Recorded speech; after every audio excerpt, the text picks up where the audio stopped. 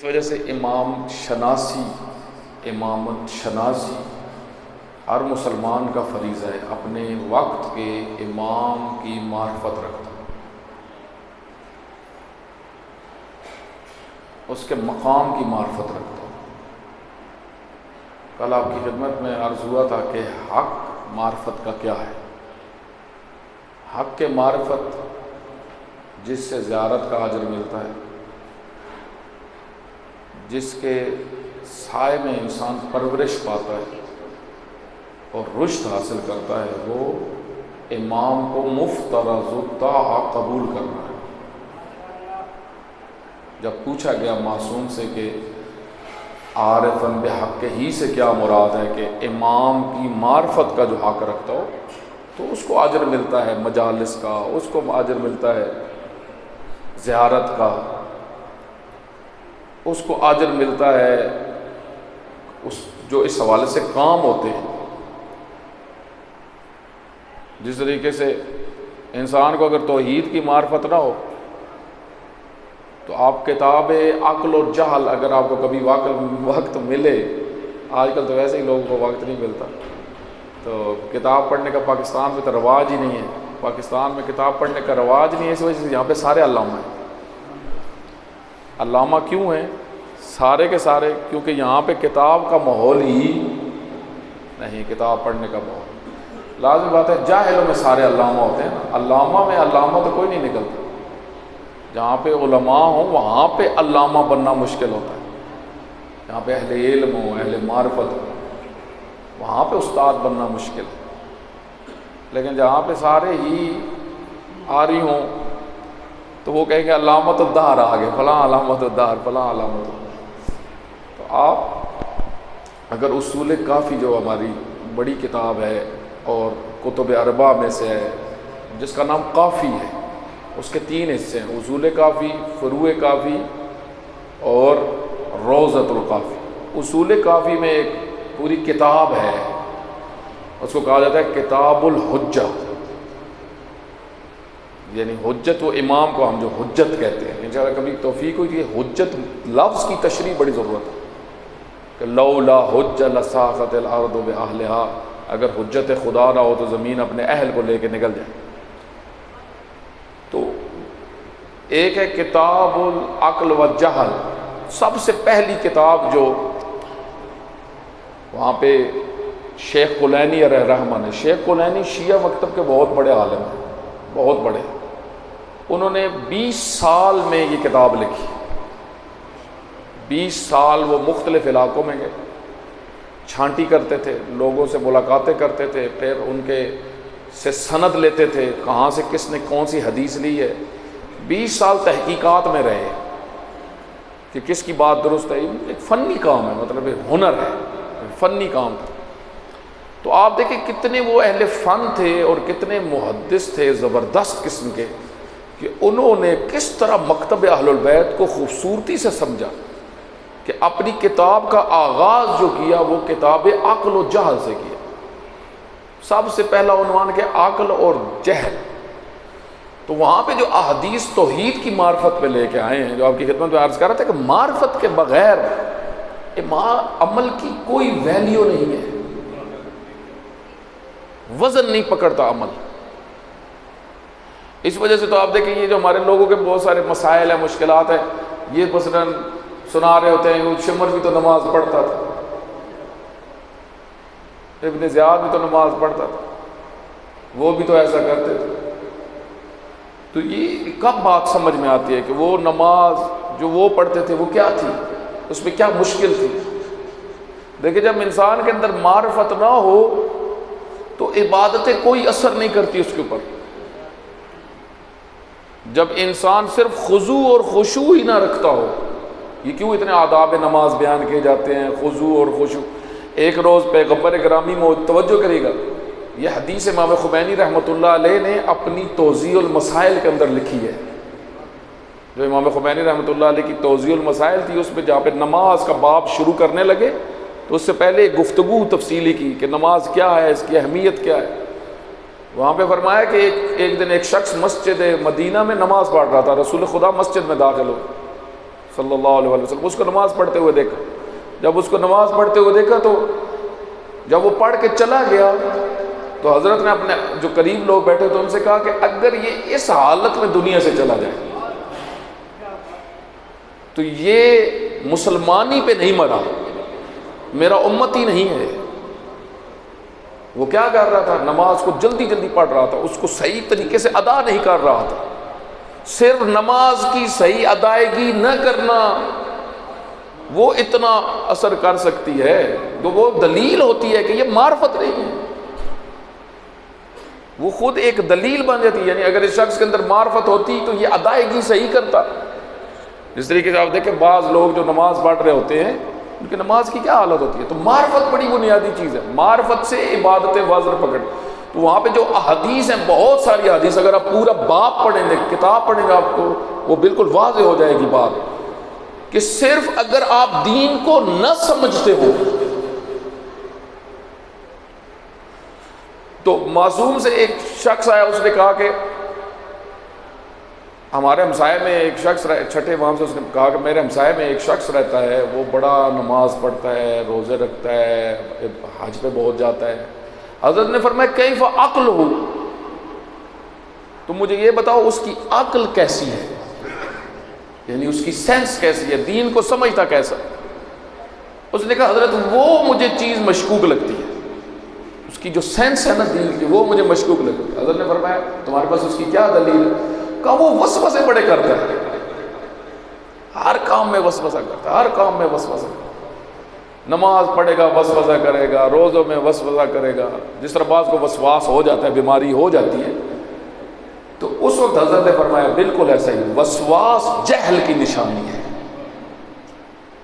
یہی پھر حضرت نے فرمایا یاد رکھو اگر کوئی عقل نہ رکھتا ہو اس کے عمل کی کوئی حیثیت نہیں ہے اللہ کے نزدیک، کوئی وزن نہیں ہے. عقل کے مطابق وزن بنتا ہے. وہ عقل کیسی آتی ہے انسان کے اندر؟ جب انسان تفقہ کرے، غور و فکر کرے. ایک اور باب اسی اصول کافی کے اندر ہے، باب ہے پورا، تفقہ فی الدین. دین کی گہرائی میں اترو، دین کو گہرائی سے سمجھو. اس میں جو احادیث آئی ہیں توجہ کریے گا، اس میں یہ حدیثیں کتنی عجیب ہیں کہ جو تفقہ دین میں نہیں کرتا اللہ اس کو پاک نہیں کرتا، اس کے عمل کو پاک نہیں کرتا، اس کے عمل کا وزن نہیں بنتا. تو اس وجہ سے جو توحید کی معرفت نہ رکھتا ہو، اللہ تعالیٰ کے یہ اہل البیت نے جو اتنی احادیث بیان کی ہیں کتاب التوحید میں شیخ صدوق نے نقل کی. آپ دیکھیں میدان جنگ کے اندر، جنگ جمل کا واقعہ ہے یہ، میدان جنگ کے اندر شیخ صدوق علیہ الرحمہ، معرفت کتنی ضروری چیز ہے، معرفت کتنی امپورٹنٹ چیز ہے. صحیح شناخت کسی شخصیت کی، اپنے امام کی، رسول اللہ کی، اللہ کی ذات کی. یہ جو لاکھوں حدیثیں یہ کس لیے؟ وہ جنگ جمل جب شروع ہونے لگی، یہ شیخ صدوق علیہ الرحمہ نے اپنی کتاب التوحید کے اندر یہ واقعہ نقل کیا ہے. کتاب التوحید بہت اہمیت والی کتاب ہے شیخ صدوق کی. توحید تشیع کہ جتنی حدیثیں ہیں وہ اپنی طرف سے پوری اکٹھی کی ہیں. تو ایک شخص تھوڑے سے فاصلے پہ کھڑا ہوا تھا، جنگ میں تھوڑے سے فاصلے پہ کھڑا ہوا. اس نے دور سے آواز دی، اس نے کہا یا امیر المومنین ان اللہ واحد، کیا اللہ ایک ہے؟ ان اللہ واحد، کیا اللہ ایک ہے؟ جب یہ جملہ سنا نا، اب کوئی تلوار تیز کر رہا ہے، کوئی نیزہ اٹھا رہا ہے، کوئی کچھ کر رہا ہے، تو لازم جنگ سامنے بھی میدان بنا ہوا ہے. تو وہ اصحاب جو تھے بالکل انہوں نے اسی طرح حدیث میں لکھا، اصحاب غصے میں آ گئے. کچھ اصحاب آگے بڑھے اور وہ اس کو کچھ کہنے لگے کہ یہ تو کیا باتیں کر رہا. تو وہ جب غصے سے جانے لگے تو امیر المومنین نے فرمایا دعاؤ ہو، اس کو چھوڑ دو، میں تم سے پوچھتا ہوں جو سوال یہ مجھ سے کر رہا ہے. کیا تمہیں توحید کا پتہ ہے؟ کیا تمہیں اس کی معرفت ہے؟ یہی سوال جو اس نے کیا اللہ ایک ہے، اس کو بتاؤ کیا مطلب ہے اس کا اللہ ایک. حضرت نے پھر ہمیں صرف اشارہ کر رہا ہوں، حضرت نے پھر فرمایا دو معنی میں اللہ کو ایک کہنا درست ہے، دو معنی میں درست نہیں. اس کی پھر پوری تشریح کی. یہ پوری ایک مجلس ہے، پوری ایک مجلس ہے بات سمجھانا. ایک صرف میں اشارہ کر دیتا ہوں جو ہم عموماً سمجھتے ہیں. حضرت نے فرمایا حضرت نے فرمایا اللہ وہ والا ایک نہیں ہے جو تم لوگ یا بعض لوگ سمجھ رہے ہیں 1 2 3 4 والا. اللہ عدد والا ایک نہیں ہے. اللہ ایک ہے لیکن ایسا ایک جو عدد والا نہ ہو. حق الحقیقیہ ہے وہ ایسی حقیقت ہے جس کی دوئیت نہیں ہے, جس کی دوئیت نہیں ہے. توجہ کریں, کیوں؟ کیونکہ جب دو آتا ہے تو پھر شرک کا تصور پیدا ہوتا ہے. جب آپ عدد والا 1 کہتے ہیں تو تصور میں 2 آتا ہے, خود بخود 2 آتا ہے تصور, اور جب 2 تصور میں آئے گا یہی شرک ہو جائے گا. تصور میں شرک. معرفت یہ حدیثیں اس قسم کی جتنی ہیں, یہ کس لیے اہل البیت کا بیان کی, کس لیے بیان؟ مثال ایک اور آپ کو مثال دیتا ہوں کہ امام علیہ السلام, چھٹے امام کے پاس ایک شخص آیا, اس نے کہا کہ اللہم صلی اللہ علیہ. یہ میں آپ کی خدمت میں اس وجہ سے موضوع جو میں نے شروع کیا, معرفت کی بات توحید سے ہی شروع کی. ایک بڑی تعداد سے توحید کی معرفت رکھتے ہی نہیں, اللہ کی عظمت کو سمجھتے ہی نہیں ہے. اس وجہ سے رسول اللہ کی عظمت کو نہیں سمجھتے, اسی وجہ سے حجت خدا کی عظمت کو نہیں سمجھتے. یہ جو چھٹے امام نے یہ دعا خصوصاً تعلیم فرمائی حضرت زرارہ کو, اور فرمایا یہ غیبت کبریٰ میں اس کو جب امام تمہارے غائب ہوں تو اس دعا کو تم نے پڑھتے رہنا. اور ہم نے ایران میں دیکھا کہ نماز کے بعد یہ پڑھی جاتی, بہت ساری جگہوں پہ علماء پڑھتے. وہ کیا دعا ہے؟ اللہم عرفنی نفسک. حضرت زرارہ بن اعین جو بڑے خاص صحابی تھے امام کے, فرمایا کہ اگر تم نے زرارہ اس زمانے کو درک کر لیا جب حضرت حجت کی غیبت ہوگی, اگر تم اس زمانے تک پہنچ گئے تو اس دعا کو ہمیشہ پڑھتے رہنا. اللہم عرفنی نفسک, اے اللہ مجھے اپنی معرفت دے, مجھے اپنی پہچان کروا. لازمی بات ہے کب ہوگی یہ پہچان؟ جب میں ارادہ کروں گا, جب میں نیت بناؤں گا, جب میں اس کو جاننے کی کوشش کروں گا پہچاننے. اللہم عرفنی نفسک وَإِن لَمْ تُعَرِّفْنِی نَفْسَکَ, اگر مجھے تیری معرفت نہ ہوئی لم اعرف رسولک, تو میں رسول اللہ کو بھی نہیں, ان کی معرفت بھی نہیں حاصل کر سکتا. پھر صرف مجھے نام پتہ ہوگا. آج اب مسلمانوں کی مشکل کیا ہے؟ آج یہ مسلمان اتنے بد کردار کیوں ہیں؟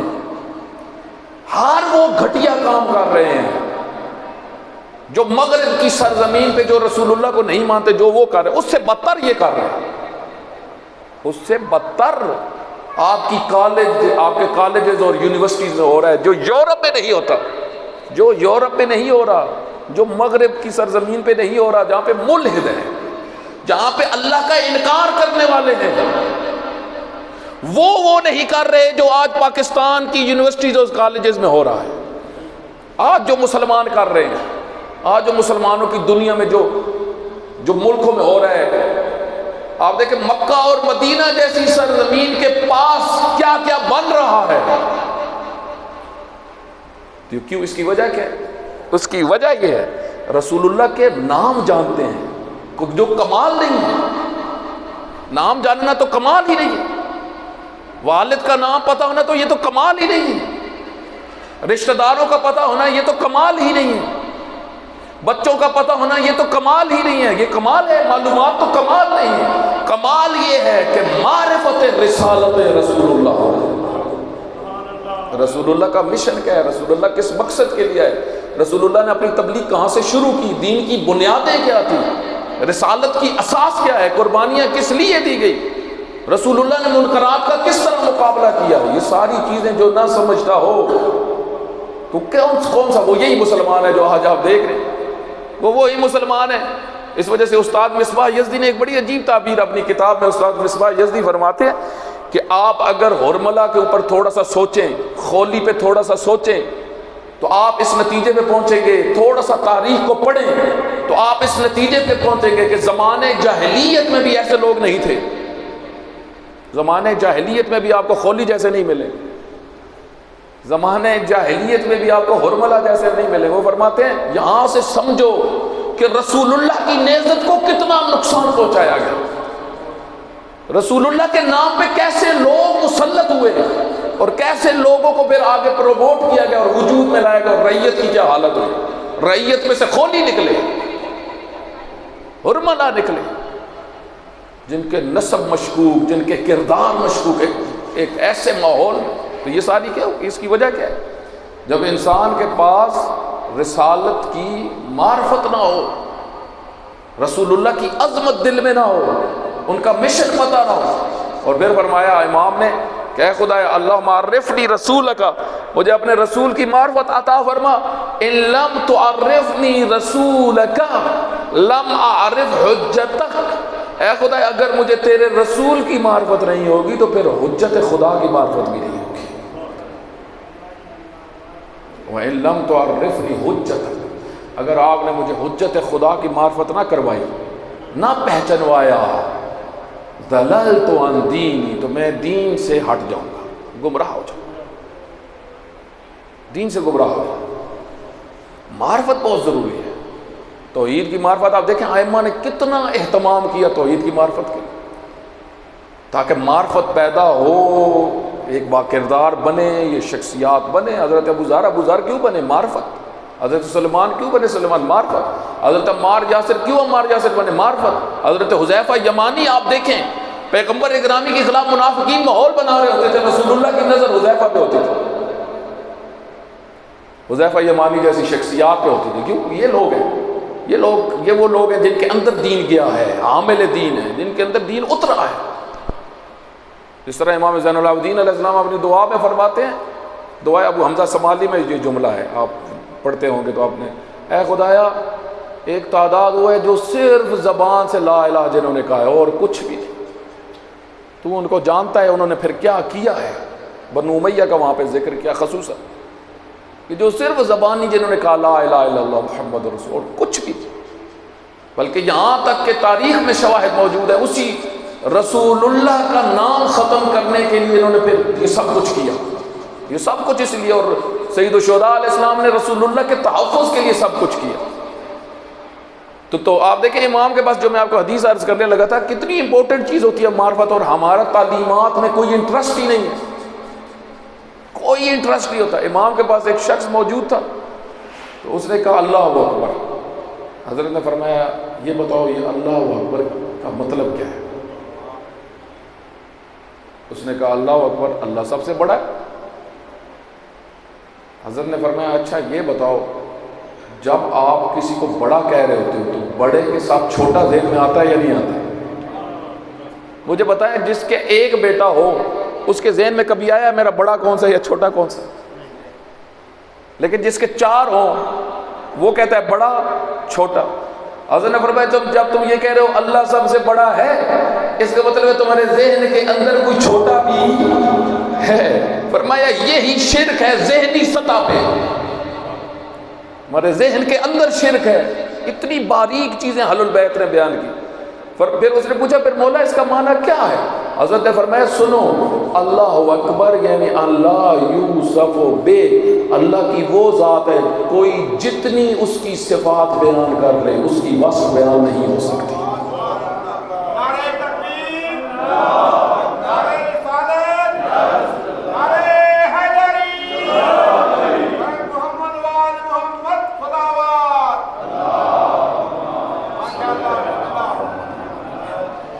توجہ کریے، میں کل والا جو موضوع آپ کی خدمت میں عرض کر رہا تھا اسی بات کو میں آگے بڑھاتا ہوں اسی کے ساتھ. اصل بات وہی تھی جو کل میں نے موضوع چھیڑا تھا، جو بات ہماری ہو رہی تھی. کون سی چیزیں ہیں جو ہمیں اطاعت کے مرحلے پہ نہیں جانے دیتی،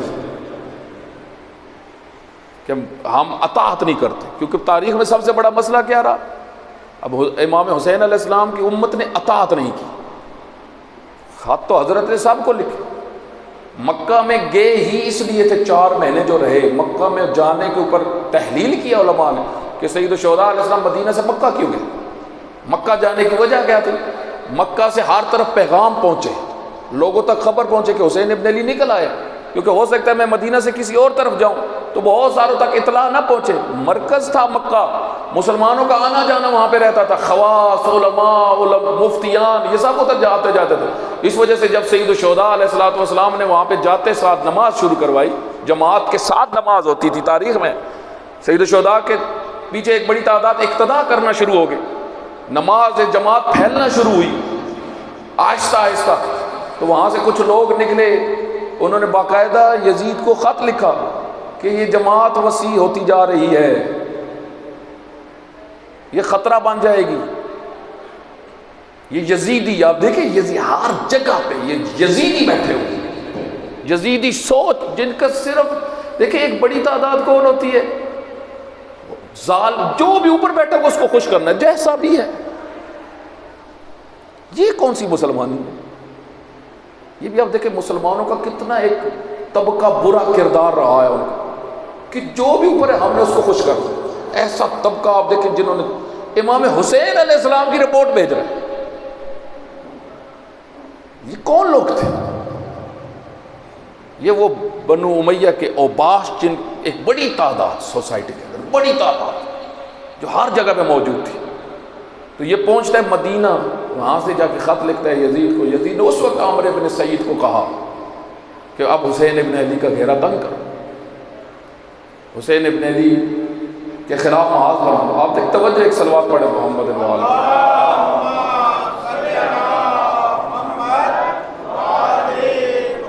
مکہ اس لیے گئے تھے تاکہ حجت تمام ہو سکے، عذر نہ رہے، عذر نہ، حجت تمام ہو جائے. یہ بہت امپورٹنٹ چیز ہوتی ہے، حجت تمام کرنا.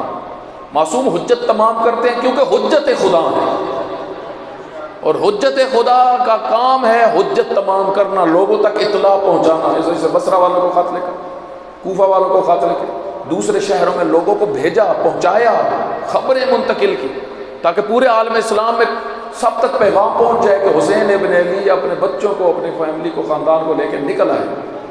اور کس کنڈیشن میں نکلے ہیں وہ مدینہ سے جاتے ہوئے بتایا. کہتے ہیں جی ویسے نکلے تھے، بعض آج کل کہتے ہیں ویسے نکلے تھے، جو نہیں گئے ان کو پتہ ہی نہیں تھا کس لیے نکلے.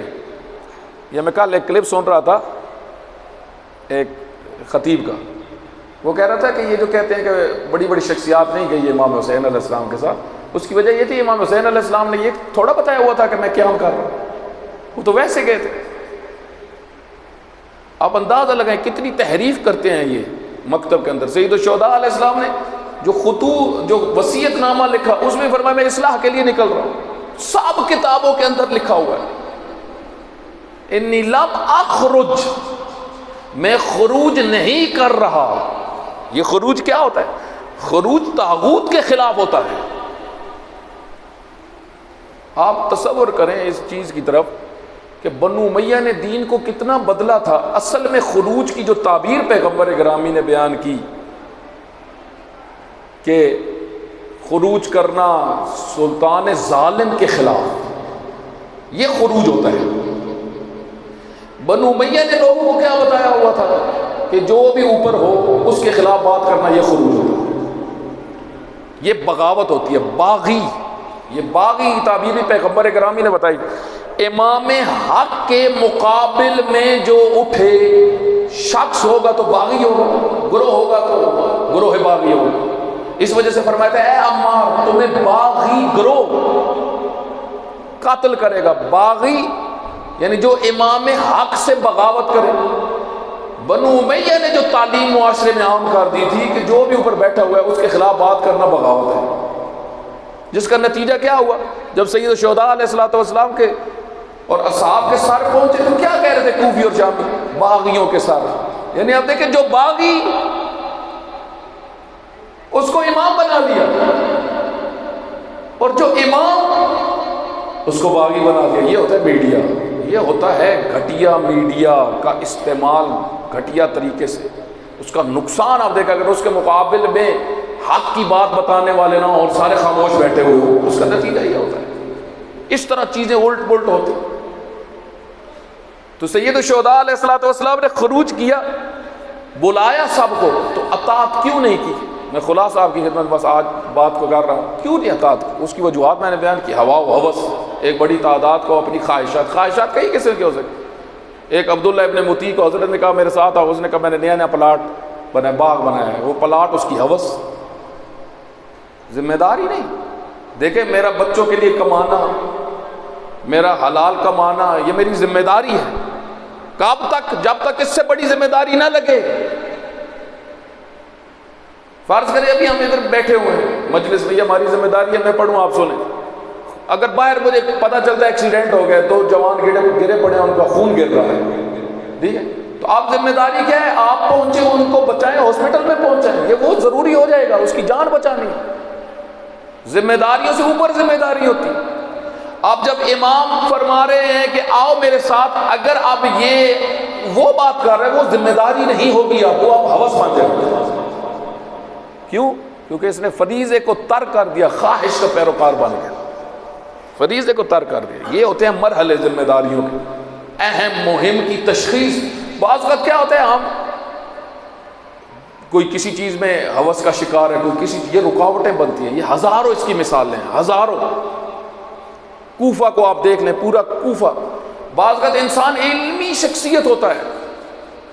آپ دیکھیں سلیمان بن سرد خزائی نے، جو کل میں نے ایک پروگرام چینل پہ پروگرام تھا، تو دونوں وہ خط پڑھے جو کوفہ والوں نے مکہ لکھ کے بھیجے۔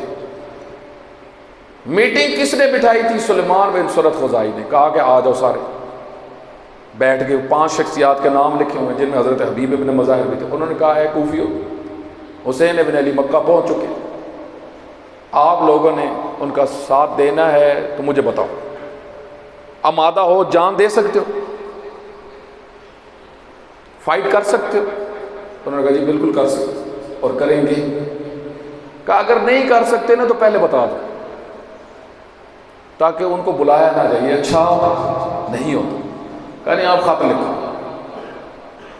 سب نے وہاں پہ مل کے خط لکھا، وہ خط موجود ہے، پورے جملے اس کے، آپ آئیں، ہمیں آپ کی ضرورت ہے، ہم نعمان بن بشیر جو بیٹھا ہوا ہے اس کے پیچھے ہم نماز نہیں پڑھتے، جمعہ نہیں پڑھتے، عید نہیں پڑھتے، ہم نے اس کا بائیکاٹ کیا ہوا ہے، آپ آئیں گے تو یہ ساری چیزیں شروع ہوں گی، آپ آئیں۔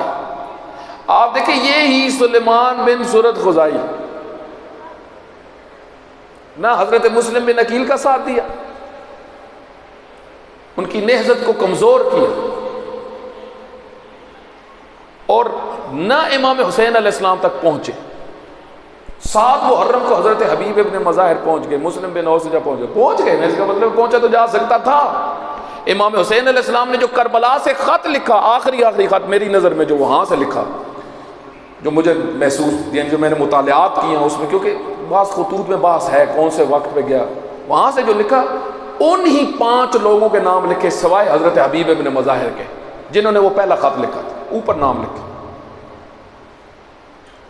فرمایا کہ میں تو پہنچ گیا ہوں، تم لوگ کدھر؟ توجہ کریے، تو یہ کون سی چیزیں ہوتی ہیں کہ رکاوٹ بنتی ہے؟ بعض وقت خواہش، بعض وقت علم انسان کے لیے رکاوٹ بن جاتا ہے، علم بعض وقت۔ اس وجہ سے امیر المومنین فرماتے ہیں مستیوں کی 5 قسمیں ہیں، ایک علم کی مستی ہے، المسکرات 5، 5 قسم کے نشے ہیں۔ ایک نشہ خود علم کا نشہ، میرا مسلم بن عقیل سے زیادہ علم ہے، امام حسین علیہ السلام خود آئیں گے تو پھر میں بیعت کروں گا۔ مسلم بن عقیل امام لکھ رہے ہیں ثقاتی، میرے ثقہ ہیں، معتبر ہیں، میرے بھائی ہیں، ابن امی ہیں، مجھے ان پہ اعتماد ہے، ان جب آئیں تو ان کی بیعت کرو۔ اتنا صریح لکھنے کے باوجود یہ کون سی چیز ہے جو رکاوٹ ہے؟ حضرت مسلم بن عقیل کی بیعت نہیں ہوتی۔ علم خود مست کر دیتا ہے انسان کو، بعض اوقات عدم اطاعت کی طرف لے کے جاتا ہے۔ اس وجہ سے امام خمینی رحمۃ اللہ علیہ فرماتے ہیں اگر توحید کا علم بھی صرف علم تک رہے، یہ بھی تمہیں کوئی فائدہ نہیں دے گا، عرفان بھی تمہیں کوئی فائدہ نہیں دے گا۔ اگر صرف میں عرفان سننے سنانے پہ لگا، بعض کا اس طرح انسان، تو ایک وجہ، اور دوسری وجہ جو میں نے کل بیان کی آبائی دی، تیسری وجہ جب انسان کے اندر وہ شخصیت نہ ہو جس کے ذریعے سے انسان اقدام کرتا ہے۔ اقدام کرنا یہ ایک روحیہ ہوتا ہے۔ یہ اللہ تعالیٰ نے جو اتنی آیات بیان کی ہیں، وَجَاهِدُوا فِي اللَّهِ حَقَّ جِهَادِهِ، یہ آیت ہے کہ جہاد کرو اللہ کی راہ میں، کوشش کرو اللہ کی راہ میں، مجاہدت کرو اللہ کی راہ میں، حق کے مجاہدت، حق ادا کرو مجاہدت۔ یہ مجاہدت کیا چیز ہے؟ اسٹرگل، اقدام، اللہ کے لیے اقدام کرو، سٹیپس اٹھاؤ۔ آپ دیکھیں ایک بڑی تعداد تو ہجرت کر کے رسول خدا کے ساتھ آ گئی تھی، لیکن ایک کچھ پھر جو ہجرت نہیں کر سکے، وہ کیوں نہیں؟ انہوں نے ہجرت کرنے کو دل نہیں کر رہا تھا۔ آیتیں آئی ہیں اس موضوع پہ کہ یہ اس وقت تک مومن نہیں ہے جب تک ہجرت نہ کرے۔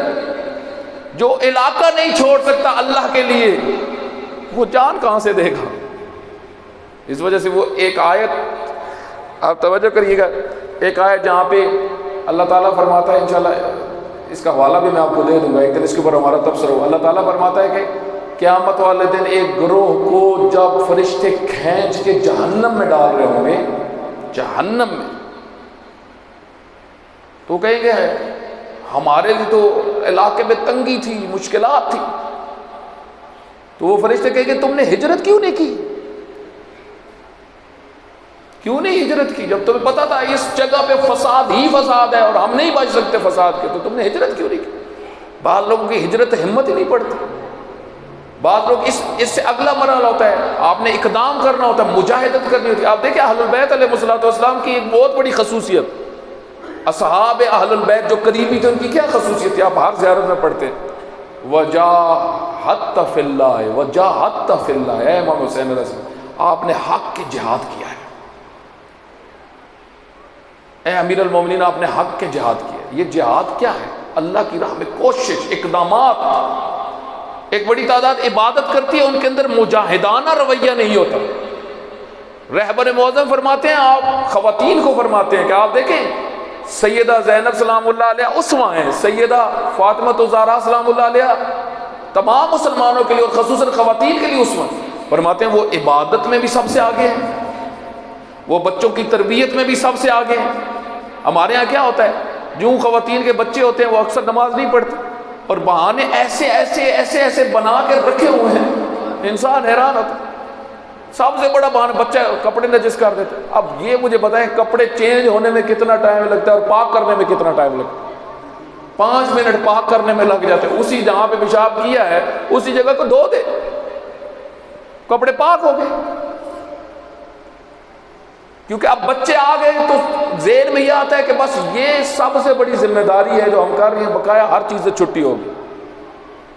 اہل البیت کی اور سیدہ کی سیرت سے جو ہمیں سب سے بڑا درس ملتا ہے اور خواتین کے لیے کہ جہاں پہ تہجد ہیں، عبادتیں ہیں، بندگی ہے، وہاں پہ بچوں کی تربیت بھی ہے، اور جہاں پہ بچوں کی تربیت ہے، تیسری چیز جو رہبر نے خاص طور پہ بیان کی، مجاہدت، مجاہدانہ رویہ۔ جب امیر المومنین پہ مشکل آئی سیدہ میدان میں اتر آئی، جب رسول اللہ صلی اللہ علیہ وسلم پہ مشکل آئی تو سیدہ میدان میں اتر آئی، مشرکین مکہ سے بولتی تھی، سائلنٹ نہیں رہتی تھی، اس وقت خاموش نہیں رہتی تھی۔ اور جب آپ دیکھیں خود سیدہ زینب سلام اللہ علیہ کی شخصیت، آپ دیکھیں بندگی، عبادت، اتنی مجاہدت ہے۔ ایک مصری خاتون کی میں کتاب پڑھ رہا تھا، تقریباً 200-250 صفحے، ایک مصری خاتون کی، 3-4 مہینے پہلے میں نے ایک کتاب ایک لی PDF سے حاصل کی، اس میں جب پڑھنا، وہ کتاب ترجمہ ہونی چاہیے، اگر کبھی توفیق ہو تو ترجمہ ہونی چاہیے۔ اس مصری خاتون نے سیدہ زینب کے بارے میں جو تحلیل کی، وہ کہتے ہیں میں نے بڑا سوچا ہے اس شخصیت کے بارے میں اور بہت پڑھا بھی ہے تاریخ کو، کہا ایسی، اس کتاب کا نام دیکھیں اس خاتون نے کیا رکھا، زینب بطلۃ کربلا، زینب کربلا کی قہرمان شیر خاتون۔ بطل اصل میں کہتے ہیں فائٹر، جنگجو، زینب بطلۃ کربلا۔ وہ کہتی ہے میں حیران ہوں کہ جس کے سامنے اس کے اتنے بھائی قتل ہو، حسین ابن علی جیسا بھائی قتل ہو، کہ آپ دیکھیں کہ وہ کس طرح اپنے موقف کو پھر بھی بیان کر رہی ہیں، کس طرح اپنے نظریے کو کوفہ کے بازاروں میں، شام کے درباروں میں کس طرح اپنے موقف، یبنۃ طلقاء، یزید کو رسوا کر دیا ایک جملہ بول کر۔ فرمایا تم کیا بات کرتے ہو، اے ہمارے آباء و اجداد کے آزاد کردہ کی اولاد، یبنۃ طلقاء، بھول گئے ہو تمہاری حیثیت کیا ہے؟ توجہ کریں، یہاں پہ جو ایک امپورٹنٹ چیز ہے وہ یہ کہ خواتین کو جہاں اپنی ذمہ داریاں ادا کرنی ہے انہوں نے کرنی ہے۔ اگر وہ ایک غلط چیز دیکھتی ہیں سوسائٹی کے اندر، انہوں نے بھی روکنی ہے۔ اگر وہ بدعات دیکھتی ہیں تو ایسے نہیں کہ وہ خود بدعات کا حصہ بن جائیں۔ کوئی کام بھی ہو، میں کلی طور پہ بات کر رہا ہوں، چاہے کسی بھی عنوان سے ہو، مثلا وہ دیکھتی ہیں کہ گھر میں اگر مثلا میرا شوہر ہی ٹھیک نہیں ہے، انہوں نے سمجھانا ہے اس کو، منکر کے خلاف بات کرنی ہے۔ یہ نہیں کہ میں بیوی ہوں تو میری چھٹی ہے، میں تو اس کے ماتحت ہوں، آپ اس کی غلام نہیں ہیں، آپ اس کی زوجہ ہیں. تو اسی طریقے سے سوسائٹی میں آپ آئے. لیکن ہماری خواتین آپ دیکھیں ایک بڑی تعداد مجاہدانہ رویے کی جگہ وہ الٹ بالکل چل رہی ہیں. وہ بس ثواب کی بوریاں اکٹھی کر رہی ہیں، جتنی ثواب کی بوری. اس وجہ سے تو سن کے مجالس آپ دیکھیں خواتین اتنی زیادہ مجالس سنتی ہیں، لیکن اس کے باوجود آپ دیکھیں ایک بڑی تعداد ان کی زندگی میں کوئی تبدیلی، بنیادی تبدیلی نظر نہیں آتی. ابھی آپ دیکھیں میں خود، وقت بھی اوپر ہو گیا، میں خود ایک دفعہ جب پہلی دفعہ محرم کے لیے آیا، قم میں پڑھتا تھا تو میں رمضان کے لیے آتا تھا ہر سال. محرم کے لیے میں 2013 یا 14 میں آیا تو ناروال والی سائڈ میں نے پہلا عشرہ پڑھا. تو پہلا عشرہ تھا تو ایک گھر میں سید فیملی تھی، ان کے میں گھر میں رکا تو انہوں نے مجھے ایک کمرہ دیا ہوا تھا. تو 7 محرم کو میں صبح نکلا، صحن میں آیا جہاں پہ منہ ہاتھ دھوتا تھا، بیٹھتا تھا. میں نے دیکھا کہ 50 سے خواتین بیٹھی ہوئی، نیا لباس، نیا اور اتنا غیر مناسب لباس. جس طرح جب شادی ہوتی ہے تو خواتین عموماً یہ شادی حالوں میں پہن کے نکلتی ہیں، تو آپ کو پتہ ہے جو کنڈیشن ہوتی ہے اس طرح کی کنڈیشن، اور مہندیاں اٹھائی ہوئی. اور تو میں نے نہیں دیکھی تھی یہ چیز پہلے، میں نے واقع نہیں دیکھی تھی. مجھے بڑا، میں اس وقت میں اتنا عمر بھی میری نہیں تھی، دیکھیں 27-28 سال اتنی عمر. تو میرا یہ بڑا تعجب ہے، یہ ہوا کیا ہے، کیا مسئلہ ہو گیا ہے، کچھ سادات نے کچھ شادی ان کے گھر میں آ گئی ہے، کیا ہو. تو میں نے پوچھا سید شام کو، میں نے کہا یہ سید کیا تھا؟ انہوں نے کہا جی یہ حضرت قاسم کی مہندی تھی. اتنا مجھے دکھ ہوا. میں نے کہا ہماری خواتین کتنی معرفت سے دور ہیں. اہل سنت کو مسلسل مناظرے چل رہے ہیں، شادی نہیں ہو سکتی محرم میں، شادی نہیں ہو سکتی محرم میں، ایسا لباس نہیں پہنا جا سکتا جس سے خوشی کا اظہار ہو، ایسے اقدام نہیں کیے جا سکتے جس سے خوشی کا اظہار ہو. تو وہ تو کہیں گے کہ خود خوشیاں مناؤ، خود میک اپ کرو، چمکتے ہوئے کپڑے پہنو اور کیسا کیسا لباس پہنو. آپ دیکھیں کہ یہ چیزیں کتنا برا اثر دوسرے معاشرے تک پہنچا ہے، دوسرے لوگوں تک پہنچاتی ہے. ہمیں کربلا کی روح سے آشنا ہونا چاہیے ہماری خواتین میں، کیونکہ مجاہدانہ رویہ جو جس چیز میں ایک ان کو ڈال دیتی ہیں وہ ساری اس کے پیچھے چل پڑتی ہیں. اندھی تقلید، اور ہر روز ایک نئی چیز ایجاد، ہر روز ایک نئی چیز ایجاد. جب آپ کے پاس نظریہ نہیں ہوگا، جب آپ کے پاس حقیقی کربلا نہیں ہوگا. آپ توجہ کریں، میں ایک دیکھیں بعض مومنین کتنے، میں ایک دفعہ ایک مومن کے ساتھ زیارت پہ گیا ہوا تھا، بہت نیک مومن، مجاہد مزاج والا مومن. اس نے مجھے بڑی عجیب بات کی. اس نے مجھے کہا کہ آپ دیکھیں ہم جدھر جاتے ہیں یہ شہید کیوں طاغوت کے خلاف اقدام کیا ہے، یہ بھی شہید طاغوت کے خلاف اقدام کیا ہے، وہ بھی شہید طاغوت کے خلاف، ہر جگہ شہید ہی شہید.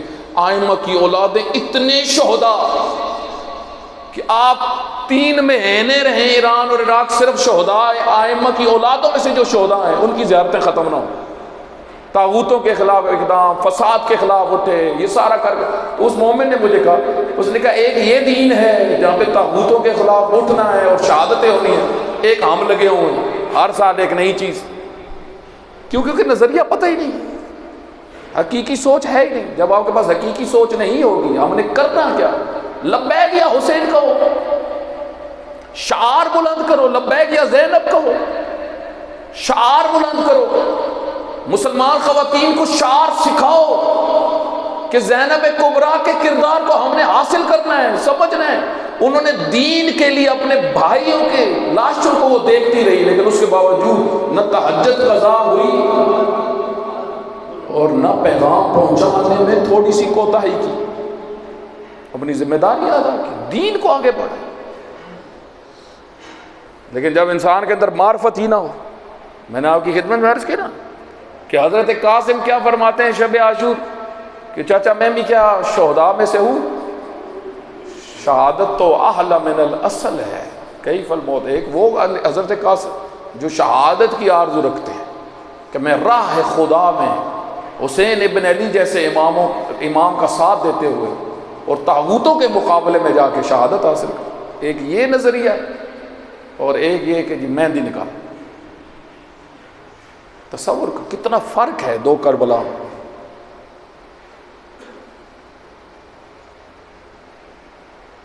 آج 9 محرم الحرام ہے، تاسوعہ کا دن ہے۔ سید الشہداء علیہ الصلوۃ والسلام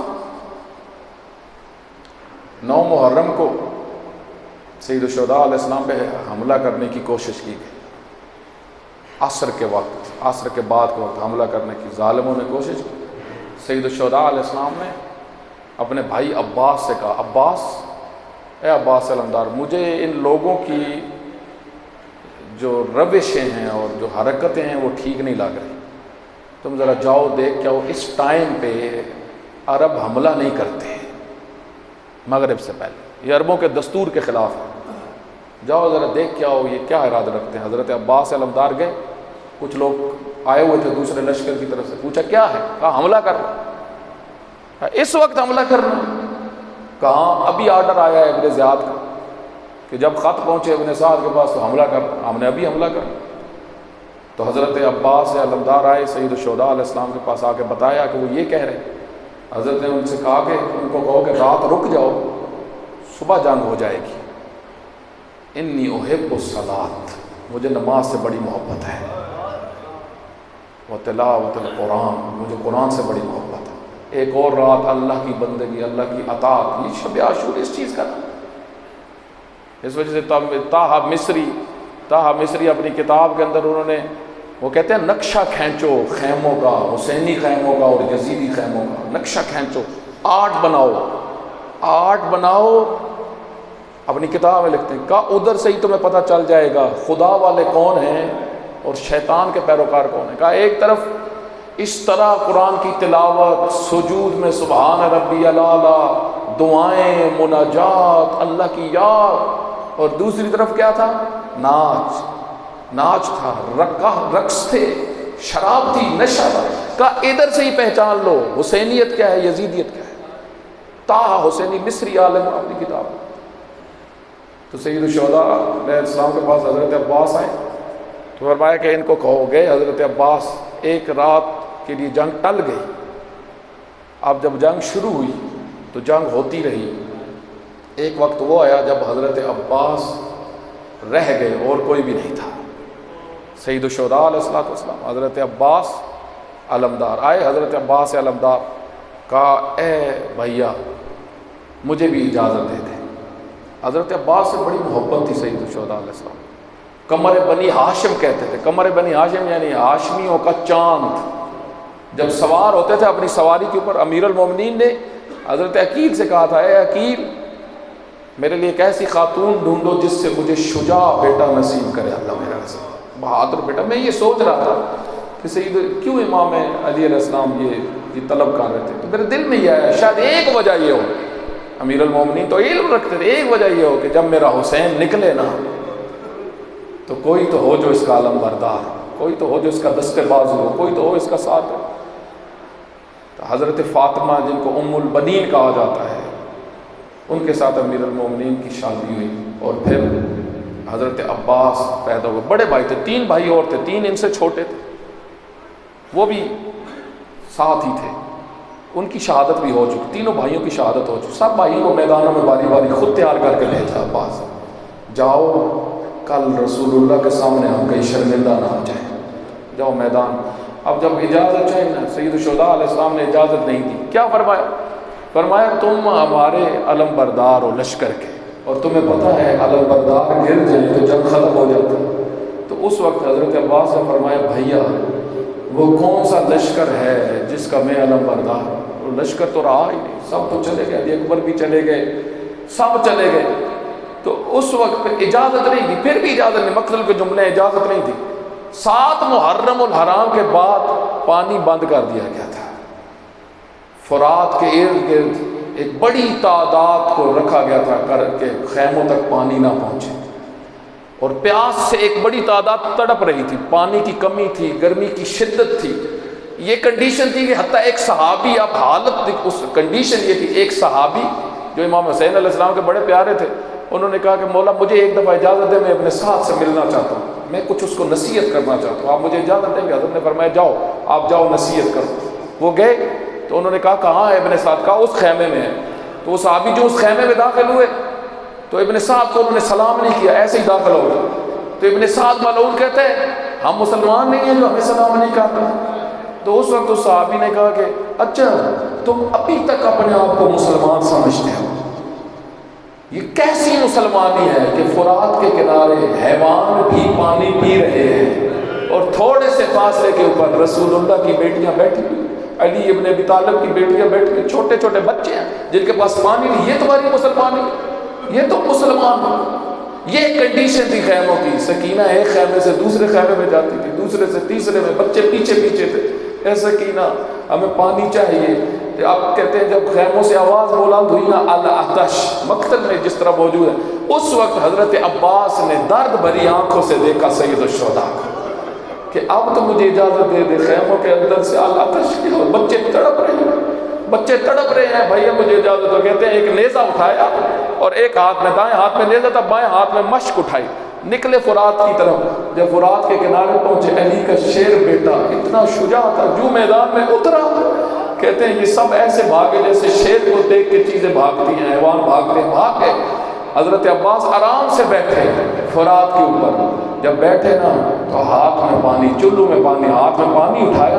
مقتل کے جملے، جب پانی کو دیکھا نا، ذکر عطشان الحسین، حسین کی پیاس یاد آ گئی، وَأَهْلَ حسین کے بچوں کی پیاس یاد آ گئی. اس وقت پھر ایک شعر پڑھا، شعر پڑھ کے کہا اے عباس یہ تیری وفا کے خلاف ہے، تو پانی پیے حسین کے بچے پیاسے.